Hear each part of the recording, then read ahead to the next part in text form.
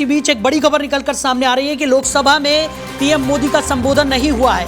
हंगामे के बीच कार्रवाई फिर से स्थगित कर दी गई है।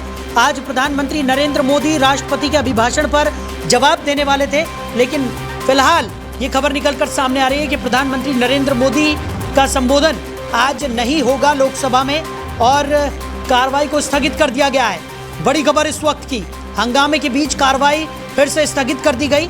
लगातार विपक्षियों का हंगामा देखने को मिल रहा है और लोकसभा में आज प्रधानमंत्री नरेंद्र मोदी संबोधित करने वाले थे, लेकिन फिलहाल ये खबर निकलकर सामने आ रही है कि ये संबोधन टल गया है क्योंकि कार्रवाई को स्थगित करना पड़ा है। हमारे मैनेजिंग एडिटर रमेश ठाकुर जी लगातार हमारे साथ बने हुए हैं। रमेश जी, ये बड़ी खबर, क्योंकि प्रधानमंत्री नरेंद्र मोदी के संबोधन पर सभी की निगाहें टिकी हुई थी। लगातार सदन में जिस तरीके से हो हल्ला हो रहा है, उस बीच प्रधानमंत्री क्या कुछ कहेंगे, इस पर सभी की निगाहें थी, लेकिन अब ये संबोधन टल गया है और सदन की कार्रवाई को भी स्थगित करना पड़ा है।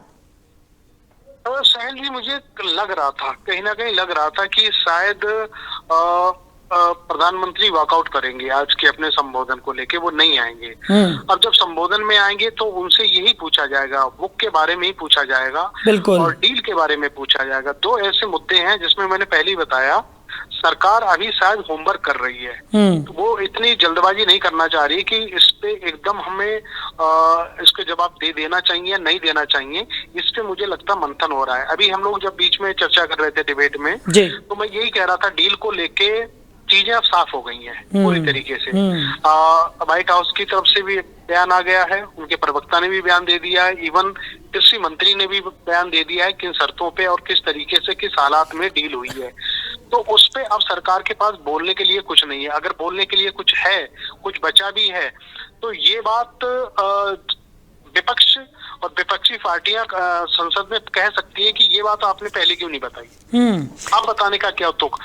एक बात, और दूसरी बात ये है, जिस किताब को लेके पूरी तरीके से कांग्रेस ने कल रात 2 बजे तक मीटिंग की है अपने सहयोगी अलायंस के साथ में, उनको प्रतियां भी दी गई हैं जो हमारे पास सूचना आ रही है। उस बुक, अनपब्लिश्ड बुक की प्रतियां भी दी गई है, देखिएगा। उस समय प्रधानमंत्री को सबसे पहले आर्मी चीफ नरवणे साहब ने कहा, पूरी स्थिति से अवगत करवाया, तो प्रधानमंत्री ने सीधे कह दिया, आपको जो समझ में आए वो करो। तो कांग्रेस इससे ये कह रही है कि उस समय प्रधानमंत्री अपनी जिम्मेदारियों से हट गए पीछे।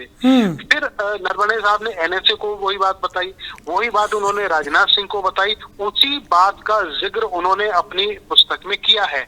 अब ये पुस्तक के पन्ने जब सामने होंगे तो उस पर जाहिर सी बात है जवाब उनके पास नहीं बनता है। लेकिन हाँ, ये जवाब मुझे लगता है जवाब देने के लिए शायद सरकार होमवर्क कर रही है या उसमें कोई और रणनीति के साथ में चल रही है, तो भगवान ही जाने। लेकिन आज जिस तरीके से आपने कहा, पूरा मुल्क टकटकी लगाए बैठा हुआ था, विपक्ष भी पूरा बैठा हुआ था कि प्रधानमंत्री आए, इन दोनों मुद्दों पे अपनी स्थिति को साफ करेंगे।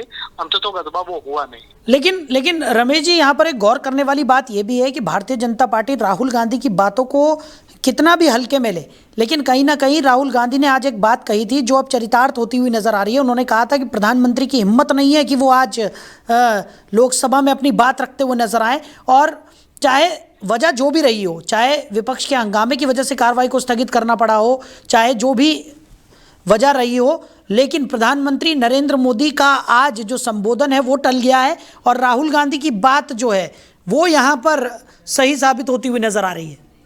नहीं, बिल्कुल बात में उनके वजनदार साबित हो रही है, बहुत वजनदार साबित हो रही है। और इससे पहले भी उन्होंने खुल्लम तौर पे खुल्ला प्रधानमंत्री और एचएम के लिए, होम मिनिस्टर के लिए उन्होंने 2-3 बातें कही हैं। उन्होंने कहा कि इस मुद्दे पे ये होगा, डील आज नहीं है तो कल डील होगी और शर्तों पे डील होगी, वो भी बात पूरी हो गई है। अब जिस तरीके से कल से वो कह रहे थे कि अब वो पार्लियामेंट में आके वो अपनी स्थिति को स्पष्ट करेंगे, लेकिन नहीं आएंगे, वो भी हो गया है।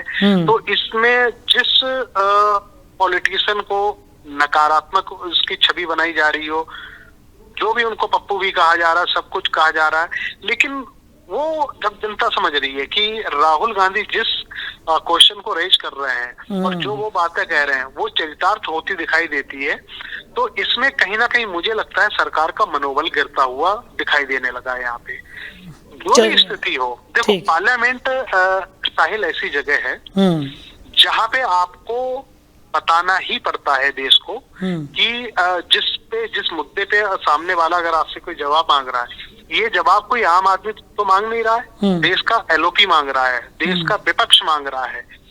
जब देश का विपक्ष हम आप सबकी नुमाइंदगी वहां पे करता है, हमको रिप्रेजेंट करता है, तो जाहिर सी बात में फिर मुखिया को आके या जिम्मेदार व्यक्ति को आके जवाब देना पड़ेगा।